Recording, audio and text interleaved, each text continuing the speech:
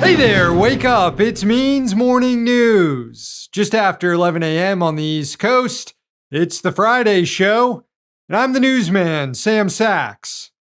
But if I was leaking a toxic green sludge, well, then I'd be the ooze man. Yeah, yesterday's break didn't work.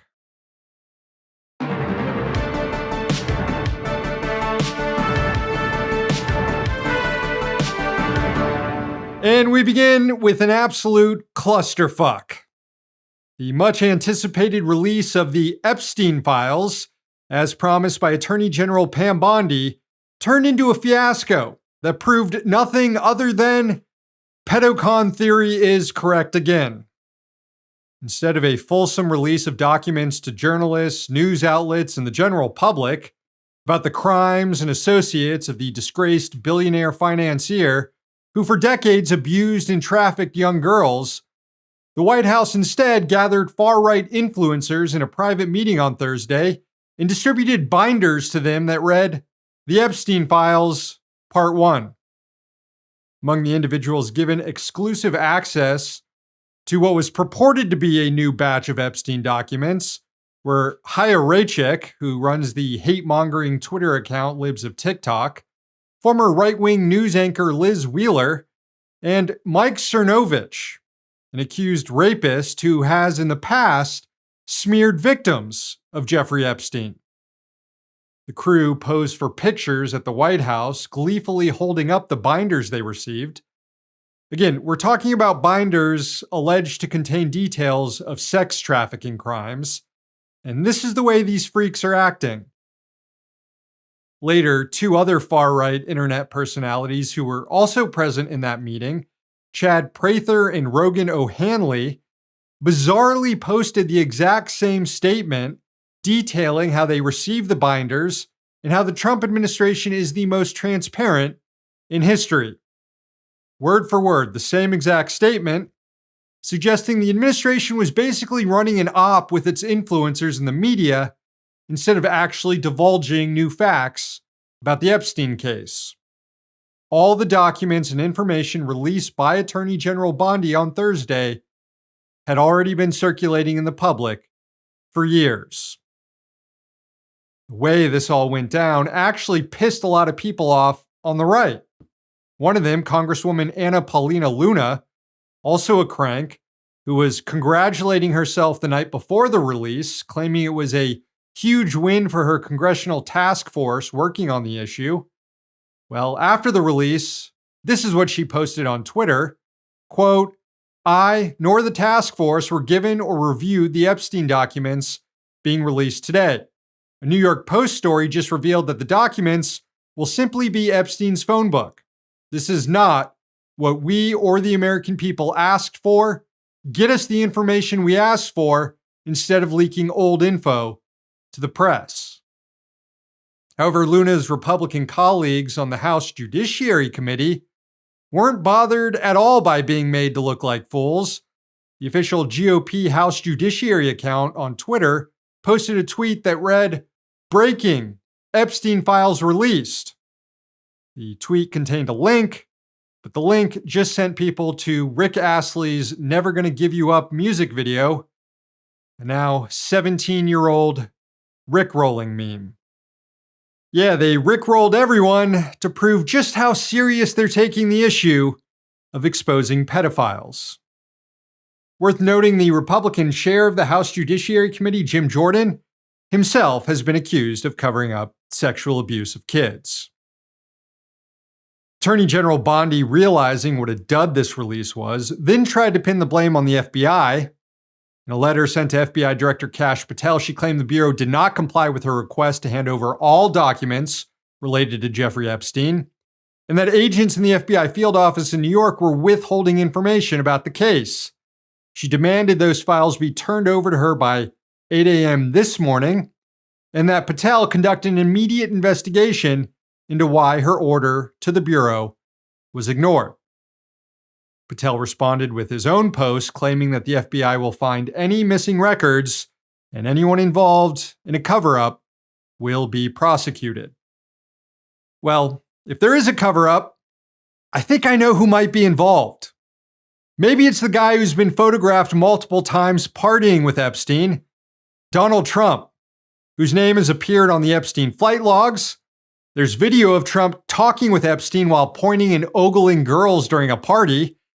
And in a phone interview with New York Magazine back in 2002, here's what Trump said about Epstein. Quote, "I've known Jeff for 15 years. Terrific guy. He's a lot of fun to be with. It is even said that he likes beautiful women as much as I do, and many of them are on the younger side. No doubt about it, Jeffrey enjoys a social life." I mean, come on. Hard to think of anything else Trump could have said about Epstein that would be more personally damning for him than, "He's a lot of fun to be with. He likes beautiful women as much as I do, and many of them are on the younger side."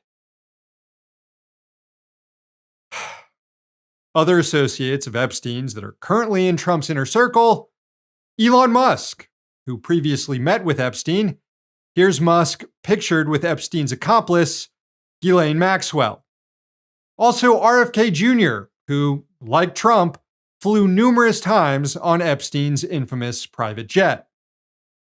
Then there's Trump's former labor secretary, Alex Acosta, who, as the district attorney in Miami, made an extremely generous non-prosecution deal with Epstein after his first arrest in 2007, stopping further investigations into his sex crimes that Epstein would go on to commit again. Acosta claims he was instructed to cut the deal because, quote, "I was told Epstein belonged to intelligence and to leave it alone." Of course, if that's true, that raises a whole other set of issues.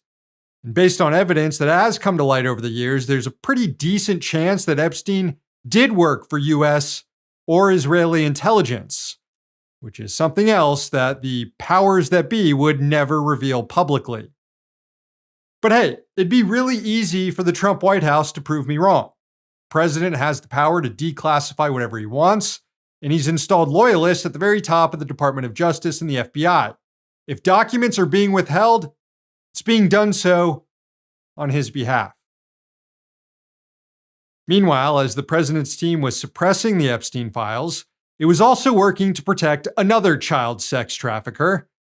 The Tate brothers, Andrew and Tristan, flew out of Romania and landed in Florida Thursday in what appears to be an effort to evade prosecution for alleged human trafficking and sex with underage girls. Another hearing in that case is scheduled for next month in Bucharest. Andrew Tate was also accused of rape and sexual assault by 4 women in the UK, and British authorities are seeking his extradition.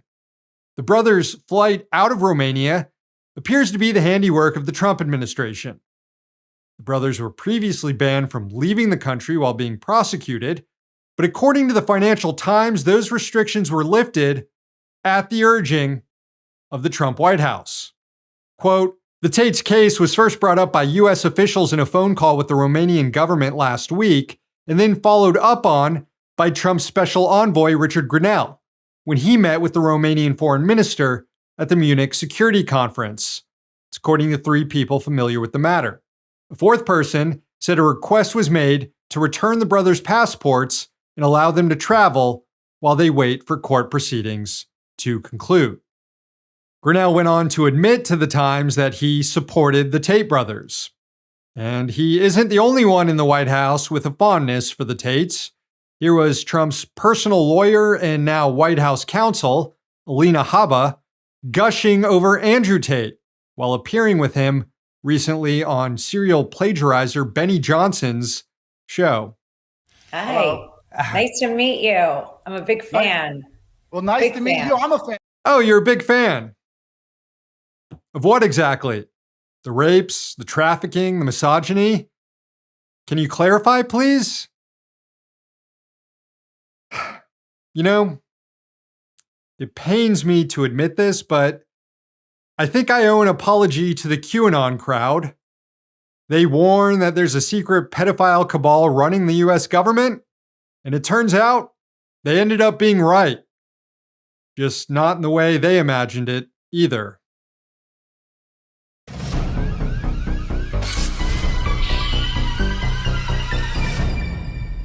Weather forecasters are now getting fired by Presidents Trump and Musk. At the urging of Elon's Doge team, hundreds of staffers at the National Oceanic and Atmospheric Administration were informed of their terminations this week. They included meteorologists who do local forecasting for the National Weather Service. Employees who work for NOAA's Environmental Modeling Center, which improves weather, marine, and climate predictions, also were fired. Staffer told The Guardian that the agency just lost, quote, decades of expertise and institutional knowledge. According to the AP, over 1,000 workers, or about 10% of NOAA's workforce, are set to be laid off. A massive downsizing that will affect operations and prove detrimental to people who rely on weather forecasts and climate data, which is basically all of us. While this is obviously reckless, just like the other mass firings by Doge, it wasn't a mistake. Destroying NOAA was laid out in the Right's Project 2025 plan, which aims to privatize weather monitoring in the country. The document, which Trump pretended to disavow on the campaign trail, states, quote, NOAA today boasts that it is a provider of environmental information services, a provider of environmental stewardship services, and a leader in applied scientific research. Each of these functions could be provided commercially. Project 2025 goes on to elaborate, quote, each day Americans rely on weather forecasts and warnings provided by local radio stations and colleges that are produced not by the National Weather Service, but by private companies such as AccuWeather. The National Weather Service provides data the private companies use and should focus on its data gathering services. Because private companies rely on these data, the National Weather Service should fully commercialize its forecasting operations. What that basically says is that the government should stop treating weather forecasts like a public good that everyone should have access to, and instead start charging private companies to use the weather data, which those companies will then start charging customers to have access to. You like using AccuWeather? Well, the plan is to make you pay a subscription fee to use it in the future. We're talking about privatizing weather forecasts just as extreme weather becomes more common due to global warming. But Project 2025 also recommends downsizing NOAA's Office of Oceanic and Atmospheric Research because it's, quote, the source of much of NOAA's climate alarmism. Friends, I'm trying to be optimistic here, but if these guys end up succeeding in this effort, we are so fucked.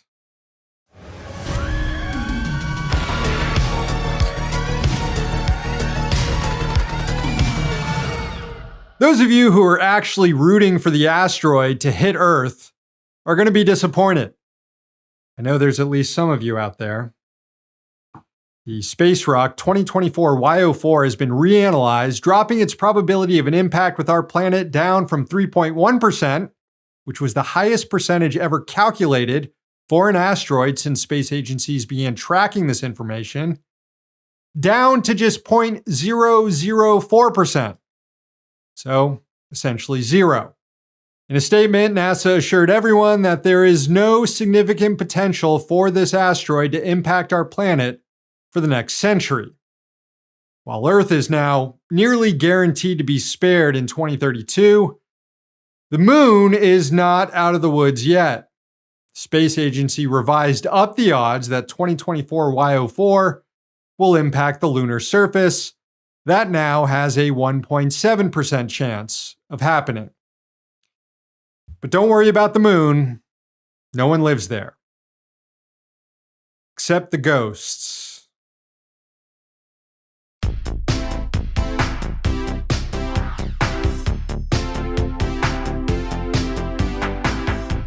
Well, gang, we've almost made it to the weekend. Just a couple more things to take care of first. It's time for this week's Rich Dicks. Got some good nominations over on Blue Sky. Of course, Elon Musk's name was thrown in. How could it not be, right? So too was Jeff Bezos for prohibiting any opinions critical of free markets from being published. the Washington Post opinion section. And we got a nomination for All the Damn Landlords, who are always deserving. Thank you, everyone, for those nominations. Ultimately, though, this week's Rich Dick is Jason Calacanis. The Silicon Valley investor and Elon Musk buddy is estimated to be worth somewhere around $100 million, a large part of it due to an investment he made in Uber in the early days of the company. Rather than just counting his blessings and going off to enjoy his riches, Calacanis spent the week attacking post office workers who actually have to labor for a living. He posted on Twitter, quote, "Dear Doge, the USPS is outdated and a complete waste of time for 90% of Americans." Calacanis then recommended reducing mail service to just 1 day a week, requiring Americans to pay a fee to be part of the mail system, and firing every single USPS worker. When someone responded to him with a "fuck you," Jason elaborated in a follow-up tweet that read, quote, "Number one, please explain which Americans need the USPS in the era of email, Amazon delivery, UPS, FedEx, DHL, etc. Number two, please explain why it needs to be 5 or 6 days a week instead of once a week. Number three, anytime you want to say fuck you, come see me in person, you little bitch." Okay, first off, fuck you. And if I ever see you in person, I'll be happy to say it to your face too. You know, Jason, it's hard to keep up your tough guy shtick when you look like this. You couldn't intimidate a hamster, you weak shitbag. Anyway, in the replies to Jason's post, people were a lot more generous than I would have been and patiently listed off all the reasons why the post office and daily mail delivery is necessary. For a lot of the population, especially older people, it's how they receive and pay utility bills. It's also how people get life-saving medication, and reducing the service down to just 1 day a week could put a lot of those people at risk. Folks still send letters and gifts through the mail. Legal documents are often sent through the post office as certified mail. And people who live in rural areas where it's not profitable for companies like Amazon and UPS to deliver to, the only way they can get packages and essential mail is through the US Postal Service. Also, it's just a good network to have in the US that connects everyone. It predates the United States itself, and it shouldn't be destroyed just because some rich jagoff in Silicon Valley thinks corporations should extract more rents off delivering the mail. Jason is ideologically committed to making the lives of people who are poorer than him more difficult. Earlier this month, he endorsed the Doge mission to erase government spending, including spending on critical areas like cancer research. Any so-called savings from that will, of course, just go toward tax cuts for rich people like Jason. He posted, quote, "Until we balance the budget, I'm literally for randomly cutting everything by 10 to 35% and seeing what happens. At least on this scenario, we live to fight another day." Well, not the kids with cancer. They might not. You might, Jason, because you're a rich guy who doesn't rely on things like food stamps to feed your family. You can afford to see what happens. Most everyone else can't. Calacanis added, quote, "By the way, this is what happens to individuals who go broke. Credit cards turn off and Netflix gets paused." Yes, but the government is not an individual. It can print its own money. It's not going broke. This is not economic. This is ideological. And what makes all this so more rich dickish is that the second Calacanis and his wealthy friends faced hardship, he was immediately calling for a government bailout. This happened back in March 2023 when Silicon Valley Bank collapsed, thanks in part to irresponsible lending practices to people just like Jason. Calacanis logged onto Twitter and hyped up the threat of a bank run, posting, quote, "You should be absolutely terrified right now. That is the proper reaction to a bank run and contagion. POTUS and Secretary Yellen must get on TV tomorrow and guarantee all deposits up to $10 million, or this will spiral into chaos. Yeah, that's a bailout he's calling for. Government already insures accounts up to $250,000, and everyone who uses banks knows that. There's a sign in the bank that warns people of that. Rich people who want to hold more than that in their accounts are assuming risk. They could have diversified their holdings across other banks or purchased extra insurance to cover those deposits. Instead, people like Jason screamed for the government to save them, which it ended up doing. You would think that experience would have taught Jason something about personal responsibility and the role that the government can play as a backstop to keep people secure, like through social welfare programs. But no, 2 years after his bailout, and Jason's calling for painful spending cuts and laying off the entire post office workforce. All while he now podcasts for a living. Not that there's anything wrong with podcasting per se, I just have a problem when whiny millionaires do it. One last thing about Jason, and a reason why he should enjoy his wealth in obscurity. The dude was a known associate of, that's right, Jeffrey Epstein. He reportedly was introduced to Epstein through Musk. Jason's name was in Epstein's list of clients, and he's admitted to visiting Epstein's home. In an email to Bloomberg, Jason said of Epstein, quote, "He gave me some advice at his townhouse once when I was raising money for the magazine. He thought I should think bigger. His living room was the size of a hotel lobby." Huh, interesting. What else were you doing in his home, Jason? Jason Calacanis, he's this week's Rich Dick.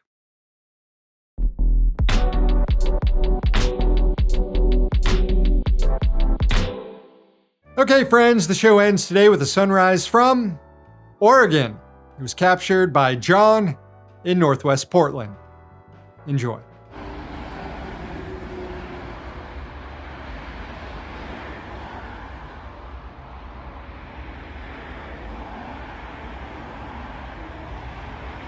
Thank you, John. Show's over. Thanks for watching, and thanks to the team behind the scenes.